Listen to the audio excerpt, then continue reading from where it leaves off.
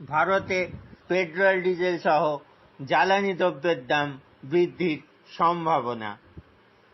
ভারতে খুব সম্ভবত দীপাবলি বা দেওয়ালির পরেই, ভাইফোঁটার আগেই বাড়তে চলেছে পেট্রোল, ডিজেল, রান্নার গ্যাস সহ সমস্ত জ্বালানি জিনিসের দাম, এবং এর ফলে বাড়বে যাবতীয় পণ্যদ্রব্যের দামও।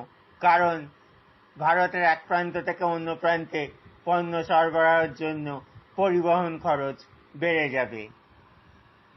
জানা গেছে 2020 করোনার সময় থেকে বিদেশে অপরিশোধিত তেলের দাম একদমই বাড়েনি।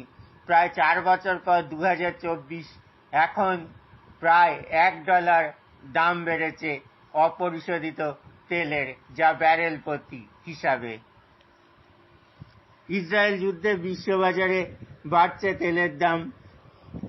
ইসরায়েলি ভূখণ্ডে ইরানের ক্ষেপণাস্ত্র হামলার পরিপ্রেক্ষিতে মধ্যপ্রাচ্যে বা আরব কান্ট্রিগুলোতে অস্থির পরিস্থিতির জেরে বিশ্ববাজারে জ্বালানি তেলের দাম বেড়ে গেল।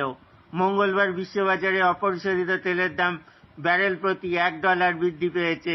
এর কারণে ভারতের বাজারেও পেট্রোল ডিজেলের দাম বাড়বার সম্ভাবনা রয়েছে। জানা গেছে ব্যারেল প্রতি $70.11 উঠেছে এই দাম। আর ব্রেন্ট ক্রুডের দাম হয়েছে ব্যারেল প্রতি $74.84। মার্কিন বাজারে ইতিমধ্যেই এর প্রভাব পড়ে গেছে।